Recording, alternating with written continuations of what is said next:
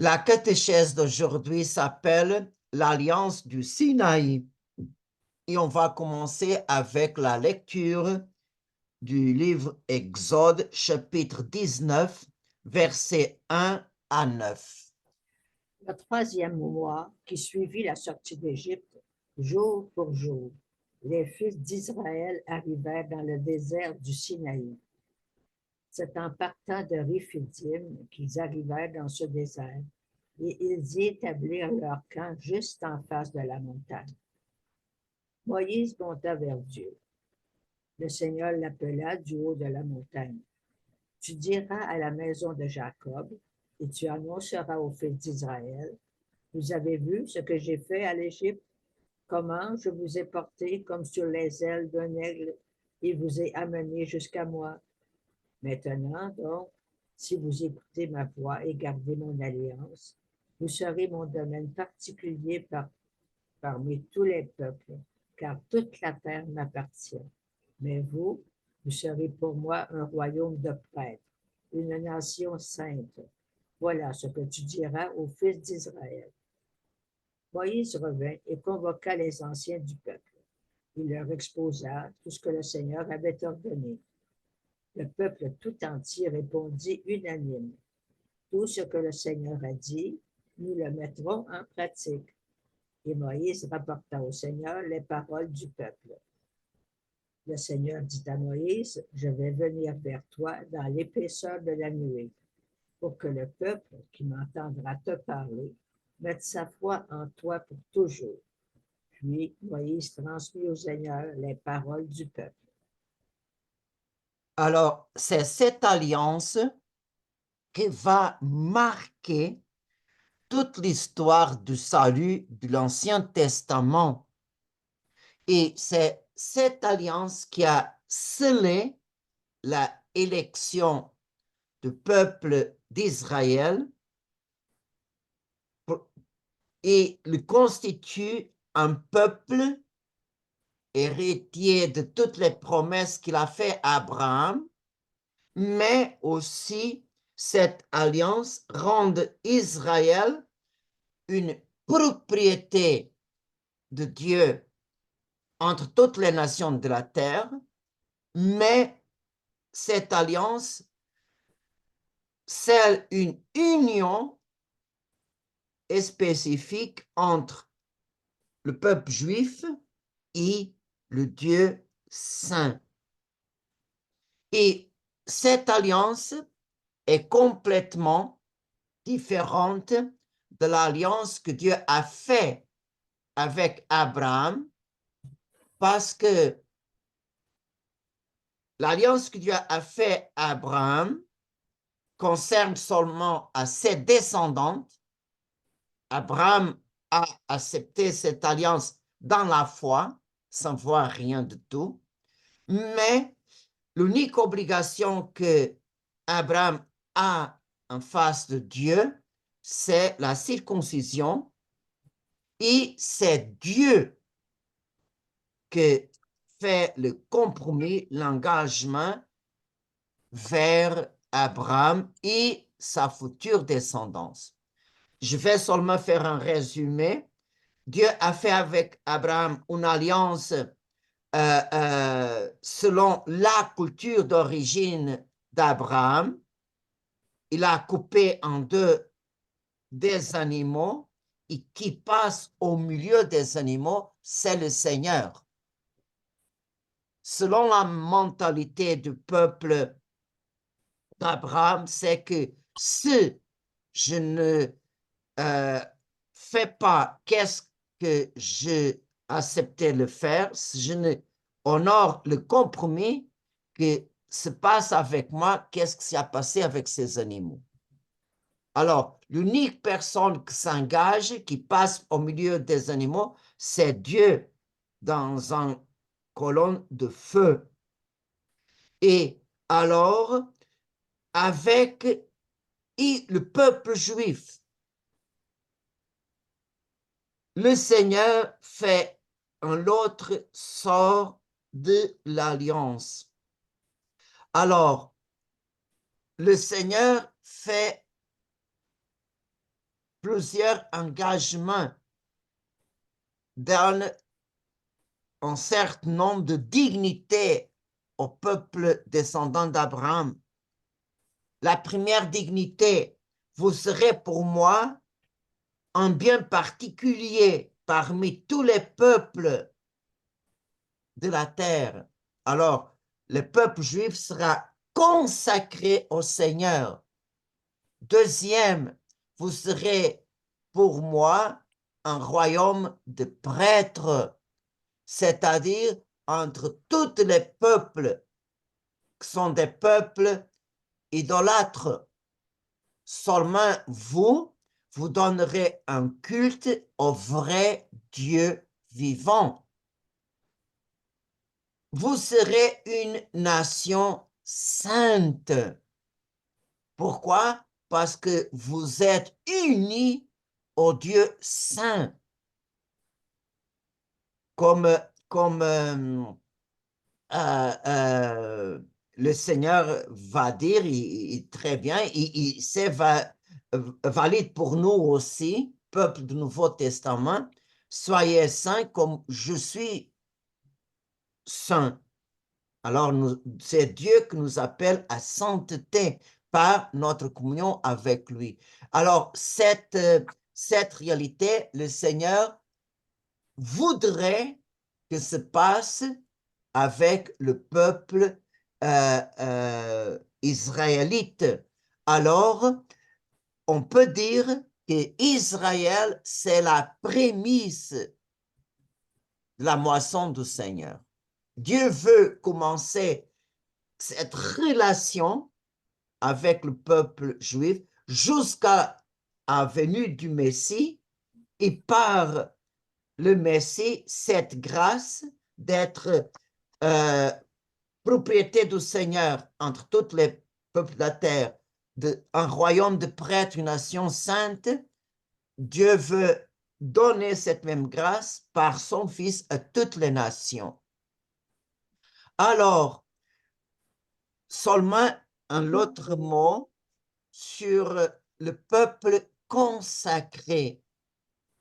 Alors, bien sûr, par l'acte de la création, toutes les nations appartiennent au Seigneur. C'est vrai, nous sommes l'œuvre de ses mains. Mais on voit que le Seigneur laisse que les nations de la terre s'égarent de lui. Mais Dieu veut commencer l'œuvre du salut par cette nation qui est les descendants d'Abraham, le premier qui a cru au Dieu vivant. Alors, Dieu a choisi le peuple d'Israël. Dieu a choisi ce peuple dans la personne d'Abraham. Alors, on voit que le Seigneur consacre ce peuple, c'est-à-dire, par ma alliance, toi et moi, nous sommes un. Toi et moi, vraiment, on rentre dans une relation personnelle d'amour. Alors, le peuple descendant d'Abraham est supérieur en honneur, et bien sûr que Dieu va lui donner une gloire complètement différente que les autres peuples ne peuvent pas recevoir, parce que ils donnent culte aux idoles et non au Dieu vivant.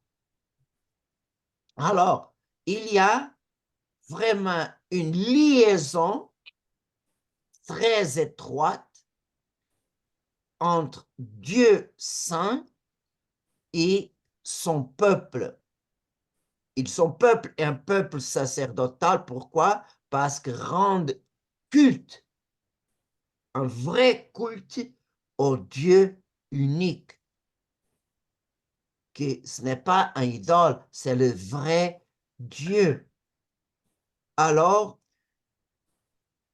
Dieu vraiment prend de son peuple et prend soin de ce peuple comme réponse au culte qu'Israël donne à Dieu. Mais il y a ici une chose très importante, que pour recevoir toutes ces grâces, Dieu donne une condition. Et si vous écoutez ma voix et si vous gardez mon alliance, toutes ces bénédictions sont toujours sur vous.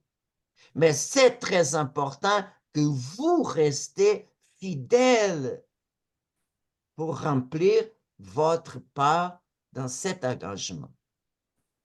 Alors, vous serez, je répète, vous serez un peuple, vous serez ma propriété, un peuple sacerdotal, une nation sainte, la prémisse, c'est vous serez fidèles à avoir seulement moi comme votre Dieu.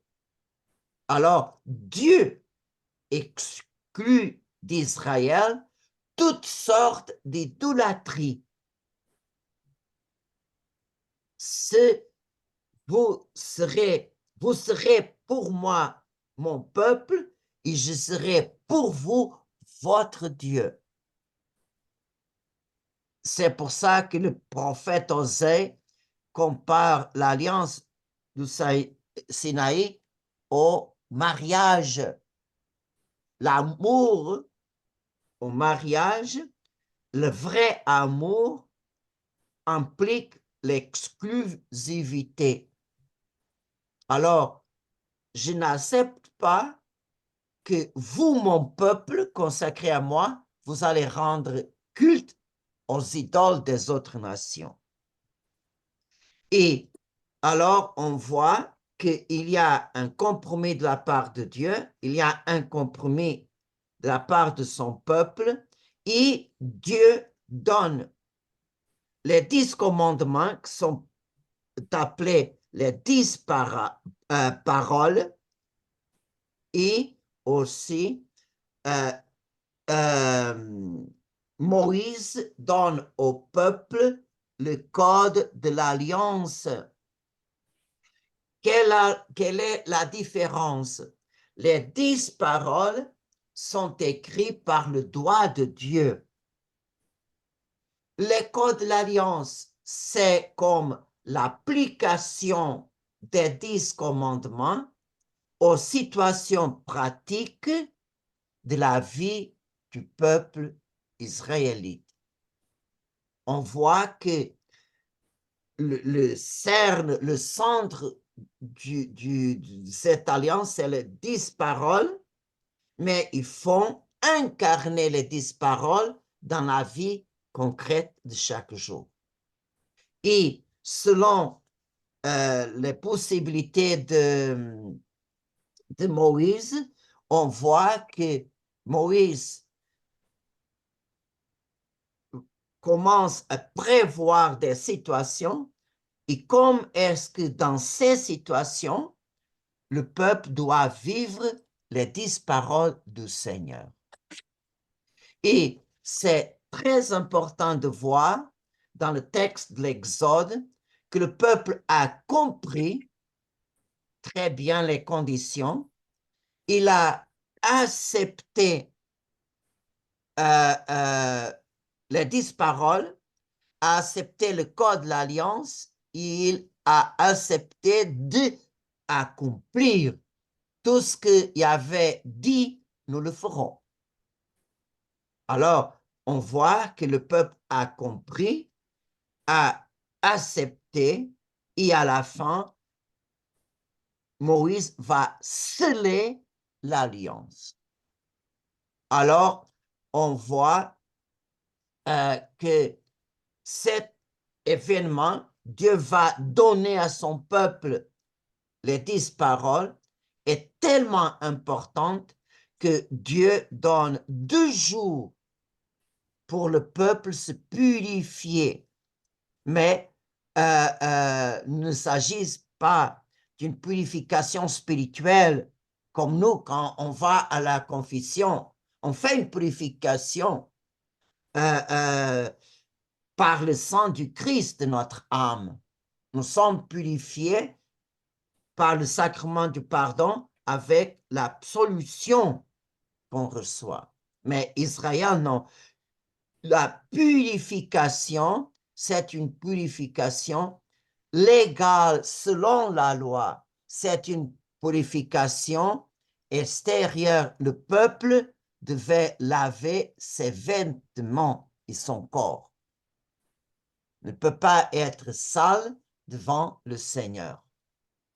Et alors, le Seigneur a fixé sur la montagne une frontière que personne pourrait franchir. Alors, nous avons ici une séparation claire entre le saint, le divin, et le profane. Alors, on voit que les lieux où Dieu est présent, le peuple ne peut pas franchir cette limite. Et c'est pour ça que Dieu a dit à Moïse, du peuple, qu'il reste. Il reste. Et alors, dans le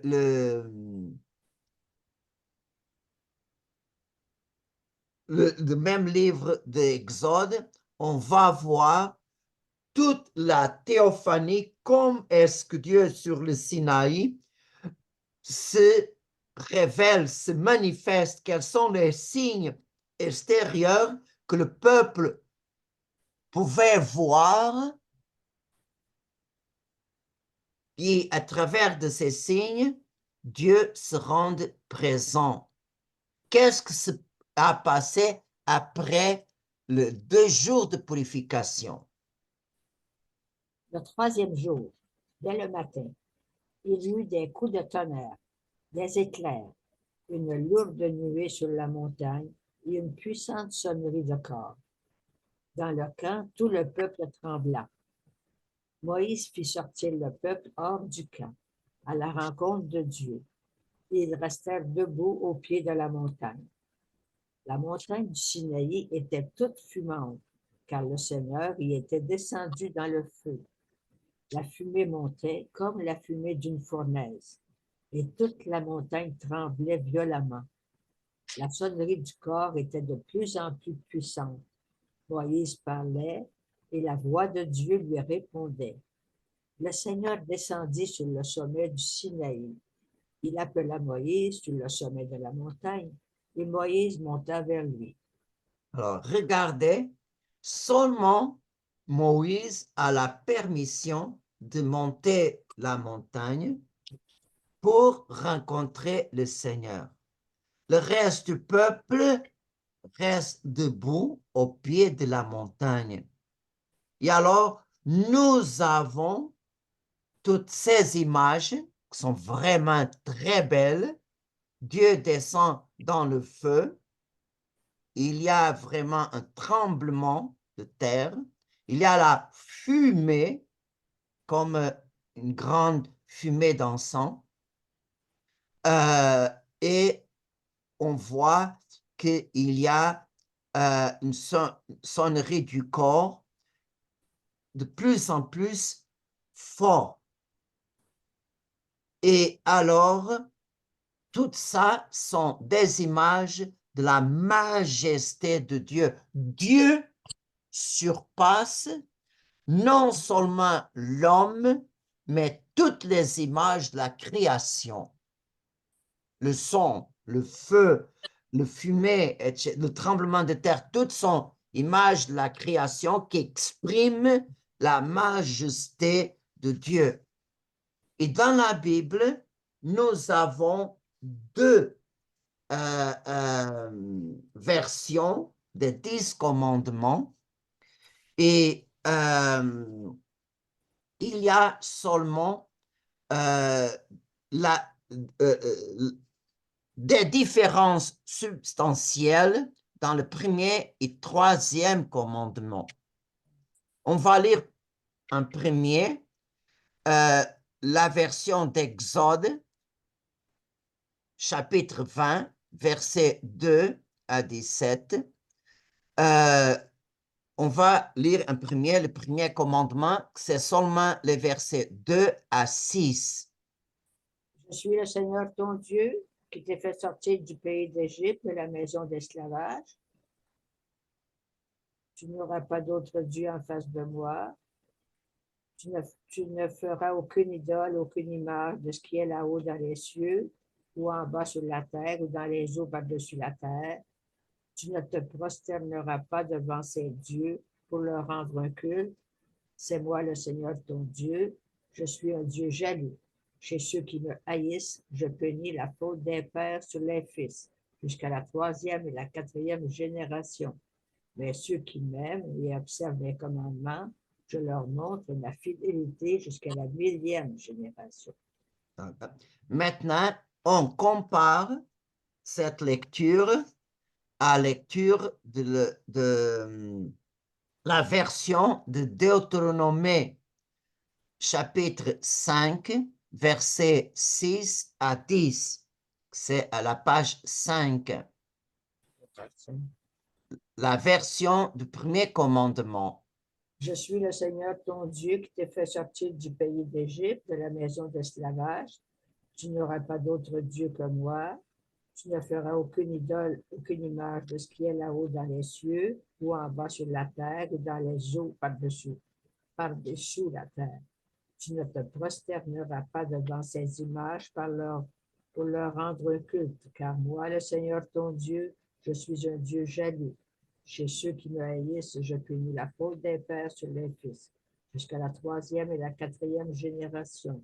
Mais ceux qui m'aiment et observent mes commandements, je leur montre ma fidélité jusqu'à la 1000e génération.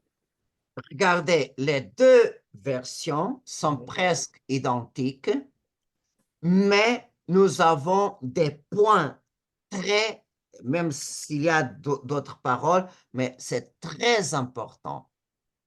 Le Seigneur, le Dieu de l'Alliance de Sinaï, c'est le même Dieu qui a fait des signes et prodiges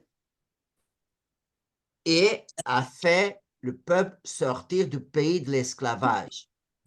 Alors, le Dieu puissant qui a libéré son peuple est le même Dieu qui est au Sinaï.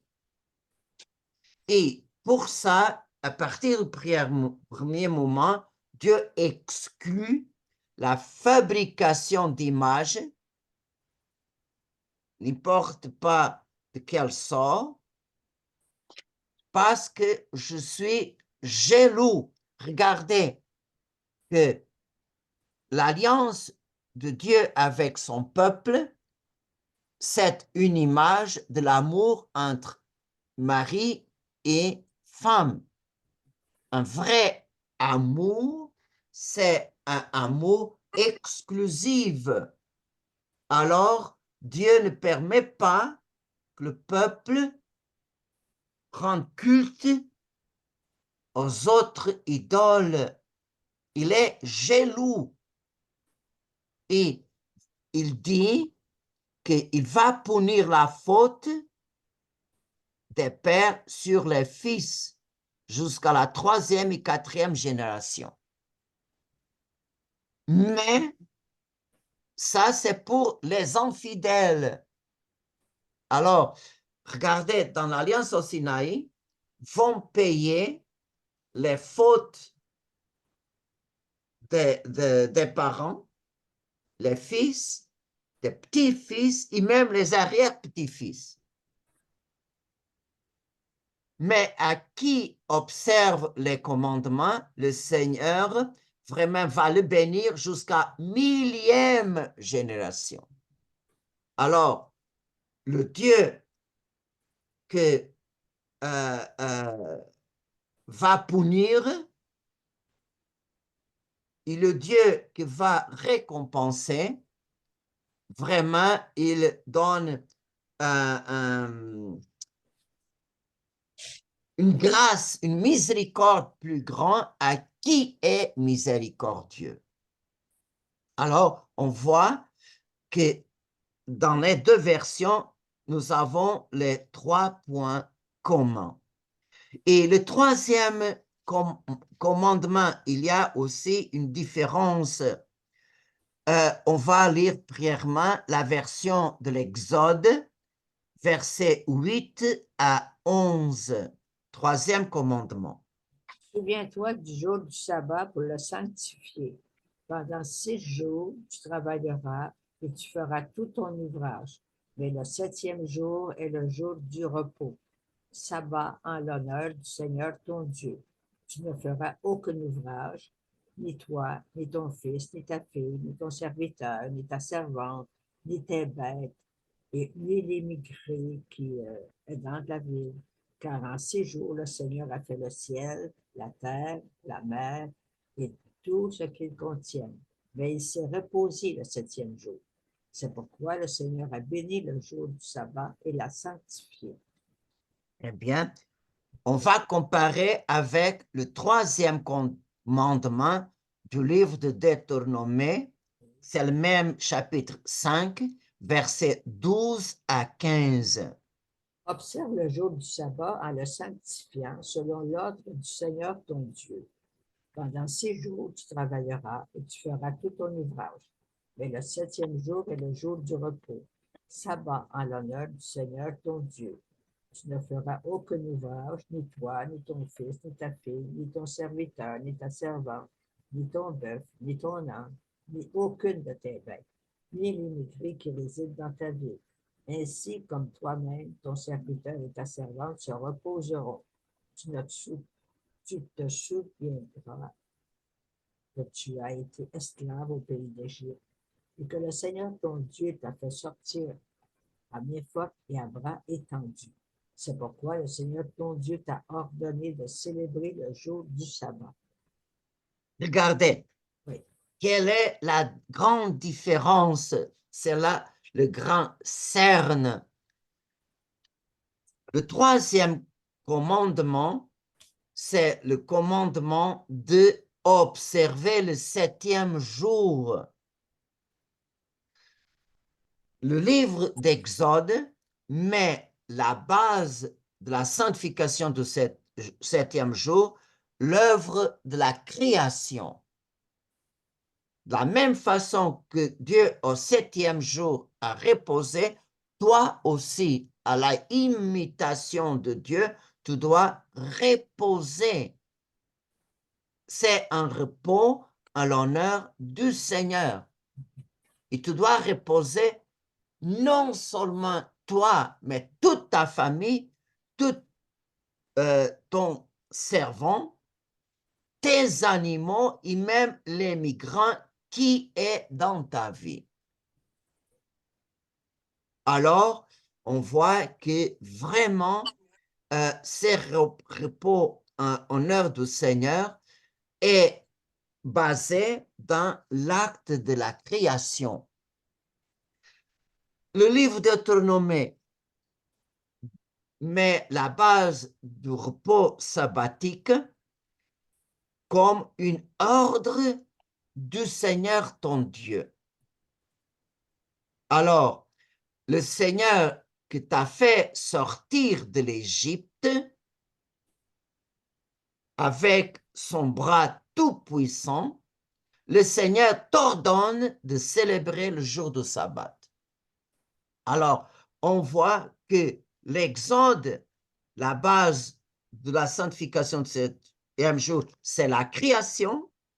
Et le livre de Deutéronome, la base, c'est Dieu t'ordonne, le Dieu que tu as libéré t'ordonne de faire ça. Et c'est curieux que les deux versions Même si la base du repos en l'honneur du Seigneur, c'est différente, mais les conditions, c'est les mêmes.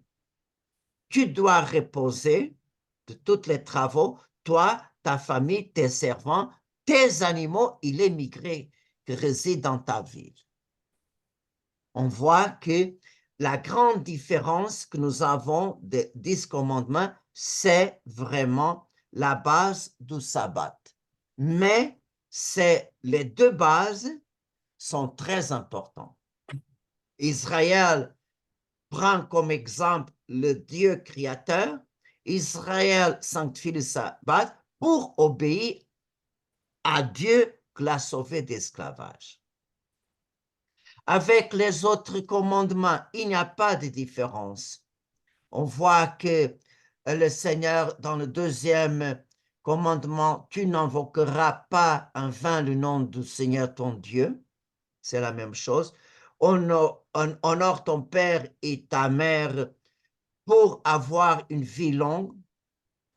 Alors, au livre de l'Exode, Dieu met une promesse qui honore son père et sa mère. Et au livre de Deutéronome, le Seigneur dit la même chose, mais d'une autre façon. Si tu veux avoir une vie longue sur la terre, une vie de bonheur, honore ton père et ta mère. Alors, le livre de Deutéronome met comme condition, si tu veux avoir ce privilège, cette bénédiction, alors honore ton père et ta mère. Le cinquième commandement, c'est la même, pas de meurtre. Le cinquième. Le sixième, tu ne commettras pas d'adultère. Le septième, pas de vol. Huitième, pas de faux témoignages.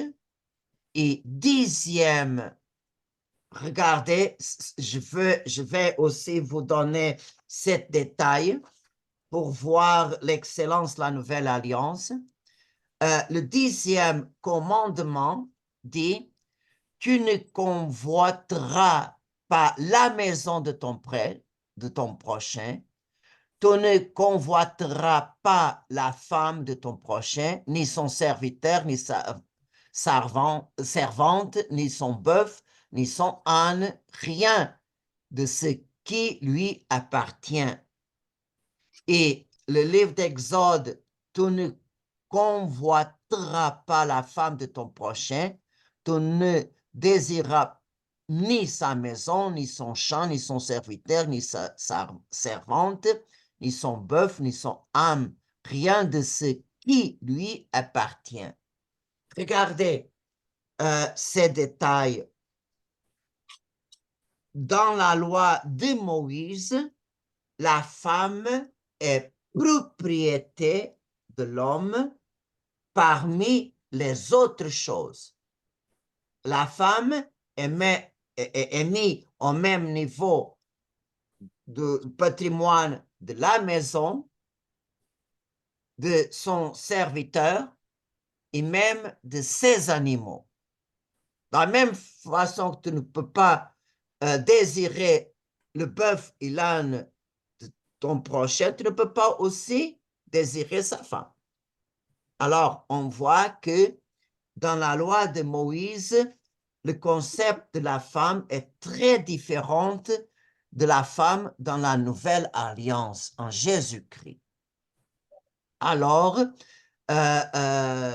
c'est ces deux versions que je voudrais vraiment faire un commentaire. Mais regardez, pour l'époque de Moïse, ces 10 commandements sont déjà quelque chose de très sublime en relation au code moral des autres nations.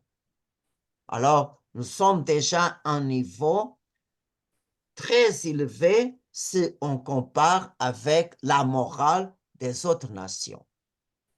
Et nous avons aussi dans le livre d'Exode, chapitre 20, 22 et 23, un code de l'alliance, c'est-à-dire quand le peuple sera installé à Canaan, ils devront, dans un certain nombre de circonstances, vivre les 10 commandements de cette façon.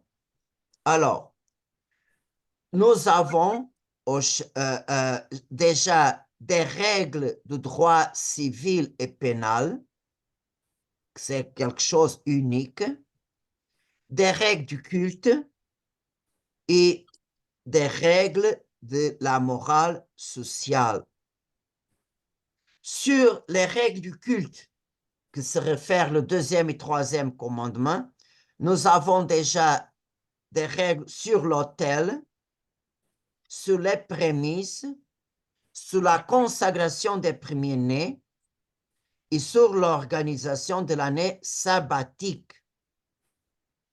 Et aussi, organisation du sabbat à la fin de chaque semaine et de différentes fêtes au long de l'année.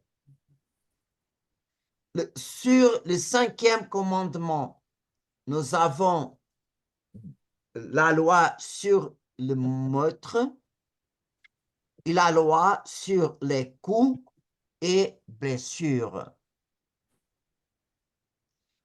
Sur le 7e commandement, nous avons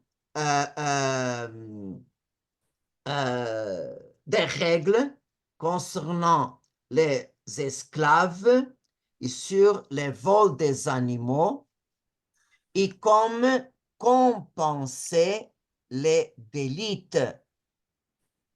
et aussi comme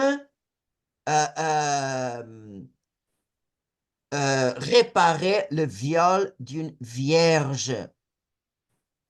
Regardez comme il y a ici des règles qui rendent le peuple complètement différent des autres peuples. Sur le 8e commandement, les devoirs envers les ennemis, c'est quelque chose complètement nouveau. Et alors, on va lire, parce que je trouve ces textes magnifiques, si je compare avec les autres peuples contemporains d'Israël, quelles sont les règles contre l'injustice et l'oppression? Exode 22, versets 20 à 26. Tu n'exploiteras pas l'immigré, tu ne l'opprimeras pas, car vous étiez vous-même des émigrés au pays d'Égypte. Vous n'accablerez pas la veuve et l'orphelin. Si tu les accables et qu'ils crient vers moi, j'écouterai leurs cris. Ma colère s'enflammera et je vous ferai périr par l'épée. Vos femmes deviendront veuves et vos fils orphelins. Si tu prêtes de l'argent à quelqu'un de mon peuple, à un pauvre parmi les frères, tu n'agiras pas envers lui comme un usurier. Tu ne lui imposeras pas d'intérêt. Si tu prends en gage le manteau de ton prochain, si tu ne lui rendras avant le coucher du soleil. C'est tout ce qu'il a pour se couvrir. C'est le manteau dont il s'enveloppe, la seule couverture qu'il ait pour dormir. S'il crie vers moi, je l'écouterai, car moi, je suis compatissant. Regardez comme Dieu ici est le défenseur des vraiment le plus vénérable de la société. Regardez, Dieu commence pour protéger la veuve, le orphelin, le pauvre que demande d'argent et il y a par exemple une situation de prêter l'argent.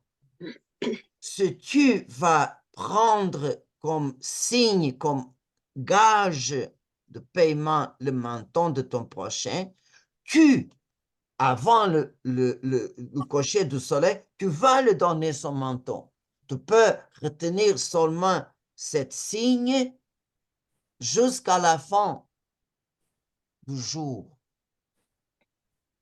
Et regardez, si ces gens-là, plus vénérables, crient vers moi, je vais l'écouter et je vais prendre la défense. Tu vas payer pour ta injustice et ta oppression vers tes frères et sœurs. C'est quelque chose d'admirable. Regardez, seulement pour vous donner une petite idée, que le peuple israélien a vécu à l'Égypte plus que 400 ans, sans loi, sans régime, sans rien. Ils avaient seulement l'obligation de la circoncision des hommes et pas de règles. Pas de règles. L'unique chose, ils avaient le souvenir, le Dieu de nos pères nous a promis de nous libérer de cette situation. C'est tout. Il n'y avait pas d'autre chose. C'était comme une pierre brute. Et quelques mois après cette sortie, Dieu fait une alliance. Dieu donne un code moral, les 10 paroles. Il commence à dicter des règles. Règles de sainteté de vie. Regardez, qu'admirable! Qu'admirable! Un peuple rude, sans instruction, Dieu commence à établir des limites. Et regardez, vers les ennemis, Dieu donne aussi une règle très, très spéciale, très remarquable. Exode 23, versets 4 et 5. Quand tu rencontreras égaré le bœuf ou l'âne de ton ennemi, tu devras le lui ramener. Si tu vois l'âne de celui qui te déteste crouler sous la charge, que tu ne le laisseras pas à l'abandon, mais tu lui viendras en aide. Regardez, C'est beau. c'est vraiment extraordinaire. Parce que si on va au livre de la Genèse, nous avons là la loi de talion, dent pour dent, œil pour œil. Et nous avons aussi la vengeance. Mais regardez, la personne qui a la haine contre toi, la personne qui déteste, si tu vois son bœuf, son âne égaré, tu vas le ramener. Alors, tu vas payer le mal avec le bien. Et si tu vois l'âne que tu détestes crouler sur la charge, tu dois aider l'animal. Même, ce n'est pas la faute, ce n'est pas ta responsabilité, mais va secourir cet âne parce que ce n'est pas sa faute si elle est trop chargée. Alors, c'est curieux comme Dieu est miséricordieux même vers les animaux. Et pour terminer ce récit de l'Alliance au Sinaï, regardez comme le texte termine, Exode 24, versets 3 à 8. Moïse vint rapporter au peuple toutes les paroles du Seigneur et toutes ses ordonnances. Tout le peuple répondit d'une seule voix, Toutes ces paroles que le Seigneur a dites, nous les mettrons en pratique. Moïse écrivit toutes les paroles du Seigneur. Il se leva de bon matin et il bâtit un autel au pied de la montagne. Il dressa 12 pierres pour les 12 tribus d'Israël. Puis, il chargea quelques jeunes garçons parmi les fils d'Israël d'offrir des holocaustes et d'immoler au Seigneur des taureaux en sacrifice de paix. Moïse prit la moitié du sang et le mit dans des coupes. Puis, il aspergea l'autel avec le reste du sang. Il prit le livre de l'Alliance et en fit la lecture au peuple. Celui-ci répondit, « Tout ce que le Seigneur a dit, nous le mettrons en pratique. Nous y obéirons. » Moïse prit le sang, en aspergea le peuple, et dit, « Voici le sang de l'Alliance que sur la base de toutes ces paroles, le Seigneur a conclu avec vous. » Regardez que le sceau de cette alliance, c'est le sang des animaux. Oui. On voit ici, les taureaux sont offerts en sacrifice de paix. De paix. Alors, le même sang est versé sur l'autel et aspergé sur le livre de l'Alliance et sur le peuple. Et on voit, c'est le même sang qui fait la union entre Dieu et son peuple.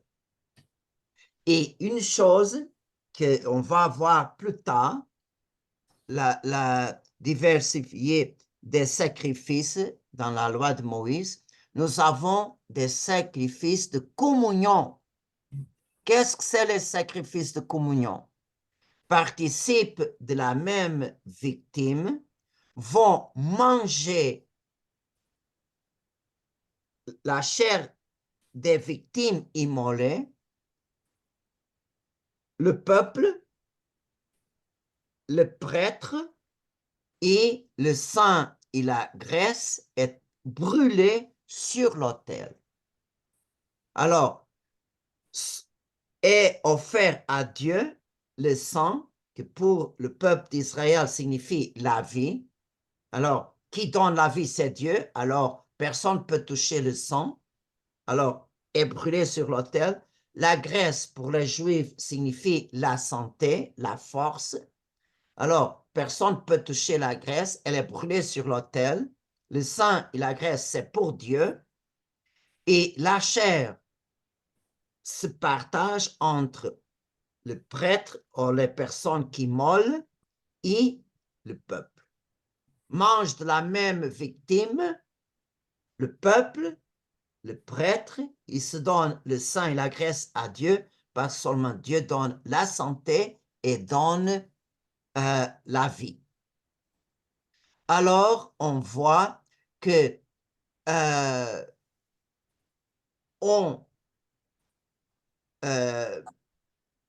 ont eu aussi un sacrifice de communion.